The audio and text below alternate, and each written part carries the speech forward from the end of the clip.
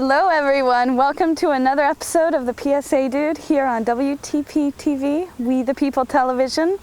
And as you might have guessed, today we're at the Battleship, Texas, and we're going to take a little mini tour of the ship and meet with Barry Ward, director of the Battleship, Texas, to find out a lot of great introduction information to the ship's history. So come along and join us inside. We have a lot of great announcements.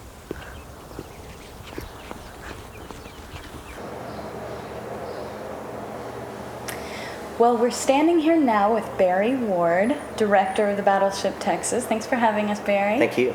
Tell our viewers a little about the history, just to give us a little introduction to the battleship. Certainly. Well, we're standing on the bridge of the Battleship, Texas, and this is the world's last remaining dreadnought-era warship. It's also the last warship to have served in both World Wars, and it's our nation's first memorial battleship. She started her career actually prior to World War I with our intervention in the Mexican Revolution of 1914, and she serves conspicuously in World War I with the British fleet, and then again in World War II, where she was active in the North African invasion, all throughout the invasions of southern France and Normandy, where she was actually the flagship of the task force off of Omaha Beach, and then again in the Pacific Theater at Okinawa and Iwo Jima. So she has an amazing career as an active warship in the United States Navy, and of course she's going on her 6th decade as a memorial ship right here in the Houston area. And you were telling me actually earlier that this area that we're standing in here was hit by a German shell. That's correct. And was destroyed, this part of the ship. Yes, the area we're standing now, the bridge, the wheelhouse, a German shell, a very large German shell, exploded right below us, and the force of that blast was directed upward in here, and one man lost his life, and about a dozen others were severely injured. And you were saying that makes us one of 2 ships, or yes, one of a small number. Right. To my knowledge, a large capital ship like this, a battleship, only one other that I'm aware of was hit in combat by a large caliber enemy shell. Of course, large American warships were hit by kamikazes, torpedoes from airplanes, that sort of thing, but not by enemy gunfire. That makes us fairly unique. Wow. And as a visitor coming to the ship, the tours, the group tours, and the visitors who are coming on their own, what are they going to get the opportunity to see aboard the ship? Well, this ship is very much a microcosm of life in the United States in the era of which this ship was built and served. So say 1910 or so to 1948. So when you come here, not only can you see the martial aspects of the ship, meaning her propulsion and her armor and her big guns, but you can also see, how did 1,500 men in tight quarters, how did they stay in contact with their loved ones? How did they feed them? How did they sleep in such quarters? How did they do all of the things that we would wonder that you could do under such harsh circumstances? So it's a fascinating sociological perspective, if you will, into life in the Navy during that part of the 20th century. We were saying it's a large time capsule here. Indeed it is. It is. Everything that went on in the United States in the period represented here went on this ship, but it went on in a way and in a physical space that makes it much easier to examine.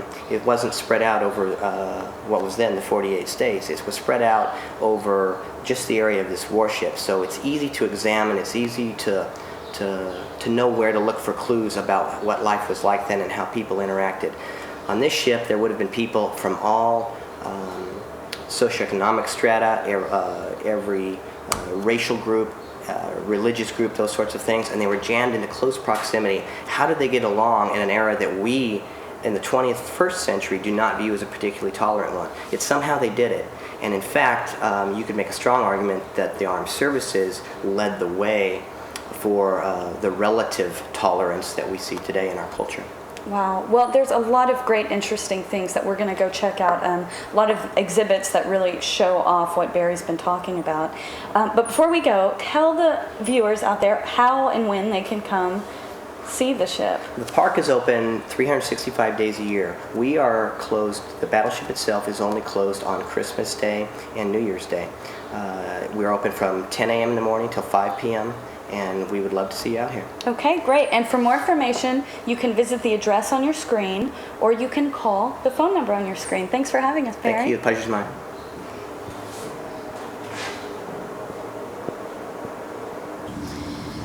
Well, standing here out on the deck now of the ship, you can get a good idea looking behind me at how tough this ship is. These massive guns behind me could do some serious damage to another ship, and I'm told that if we were to tip the ship up on its end, that it would actually be taller than the San Jacinto Monument right over there. It's an enormous, massive piece of machinery. Our next PSA comes from the Children's Museum of Houston. Kids visiting the museum will think that math is a lot of fun when they embark upon an adventure exploring how math is used in everyday life. The new exhibit, Everyone Counts, Todo el Mundo Cuenta, is a hand-on collection of brain teasers, games from around the world, and everyday activities turned special that show just how everyone counts in so many ways. This fun-filled everyday world of people who count is at the Children's Museum now, along with a bunch of other great exhibits for kids. And you can find out more information by visiting the Children's Museum at the web address on your screen.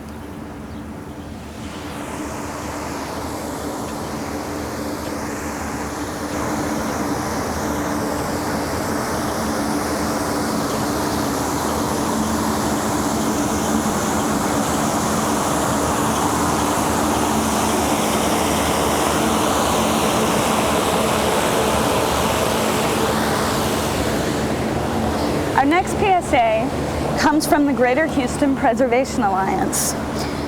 They sent me a note the other day, and they'd like to remind everyone that Bel Air City Council is accepting written comment through noon, Thursday, July 29th, on a request by Southwest Bank of Texas for a specific use amendment to construct and operate a 4-lane drive-through banking facility at 5301 Bissonnette Street. Approval of the request results in demolition of the former Southwestern Savings Association building. You can find out more about the request for 5301 Bissonnette Street by visiting GHPA online or by contacting your city council.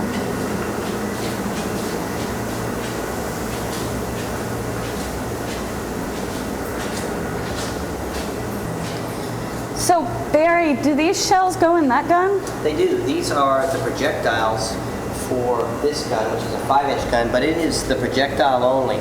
This, unlike modern ammunition, is called bag ammunition, and its powder comes in a separate bag and would be rammed in after the shell in here, much as it would have been done, say in the Napoleonic Age or the Civil War.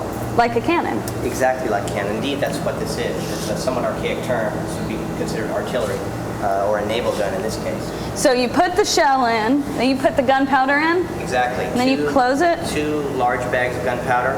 It's closed.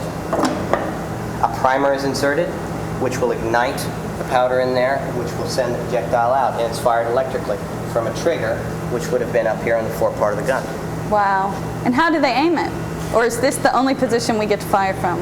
No, you can see you're limited in aiming by the lack of ability to elevate because of the casement in which it is.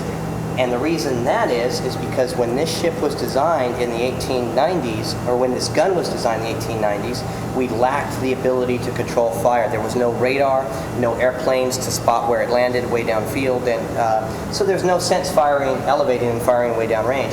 So in the early days of this type of gunnery, you just aimed it just like you would a rifle.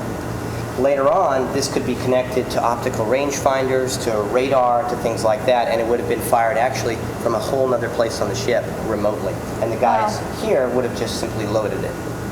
Wow, that's great. But those aren't real. They're not real. Those are actually dummy projectiles, and those are left over from the Walt Disney Company when they filmed a significant portion of the movie Pearl Harbor here. Wow.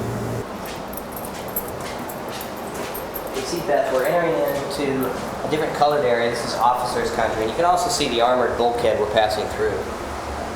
So this is the officers' quarters. It is. Their quarters and where they would eat and dine is about where we're ready to enter.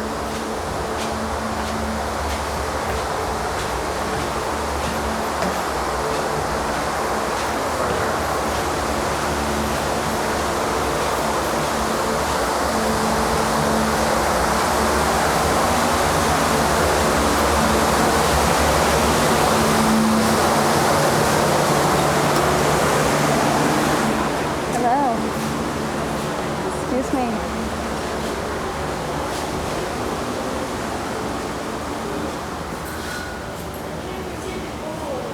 Wow, and so is this the officer serving? It is, and what you're seeing here is actually two complete sets of silver. The set on this side is the set from the 1895 Battleship Texas, and the set on the far side is from the 1914 Battleship Texas. One of the more interesting aspects of this is the reflection of what's going on in the design world when you look at the silver. Think of the mid-1890s, right, the height of the Victorian era. Look at the curvilinear, it's really busy. Yeah. And you go on the other side and you look at tapering of lines, real clean lines. It's totally reflective of the arts and crafts movement and what's going on in architecture ashore then. It's an interesting design aspect and what people think primarily of as a purely military site. Right. Our next PSA comes from the Museum of Fine Arts, Houston. Remember that the Museum of Fine Arts is continually presenting these great films on the weekend. And this weekend, they have a great special presentation of How Tasty Was My Little Frenchman, directed by Nelson Pereira dos Santos. In the midst of 16th century trade wars between the Portuguese and French in Brazil, a French mutineer escapes into the jungle, only to be captured by a tribe of Indians who think that he is one of their Portuguese enemies. He is scheduled to be killed and ceremonially eaten in 8 months, but is allowed in the meantime to participate in tribal affairs and is even given a wife. This very interesting film you may not have any other opportunity to see in the next 5 years. So get out to the Museum of Fine Arts. You can find out more information by visiting them online at www.mfah.org.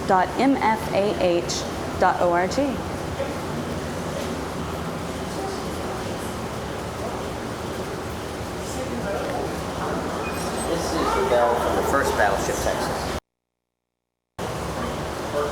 We're looking at the bell from the first USS Texas. The battleship we're on, and that is moored here in LaPorte, is battleship number 35, BB-35. This bell is from battleship number 1, BB-1.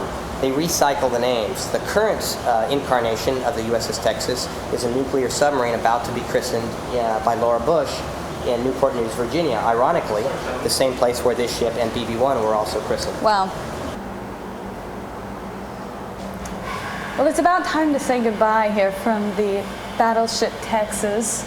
I was just checking out this display of knots made by sailors aboard this ship, and I'm told they would, during peace times, they would work on their craft here and then show them off when visited by sailors from other ships. But these are amazing knots. There's the dog shank and the sword mat, and there's the bottle knot.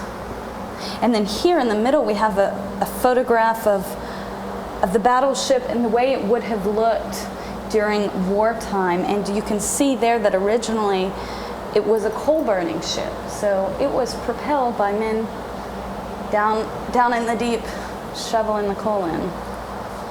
This is just one of the great many exhibits that are aboard the Battleship Texas. We've only seen just a small portion of it. So remember, Battleship Texas open almost every day of the year and open during the daytime hours, on the weekends. Bring the family and check it out. You can find out more information again by visiting the Battleship Texas online, or you can contact them at the number on the screen. Now remember, if you'd like your PSA read on the PSA Dude, send me an email, psadude@houston-mediasource.org, or send it in the mail to PSA Dude, Houston Media Source, 2302 Texas Avenue, Houston, Texas 77003. And we'll see you next time.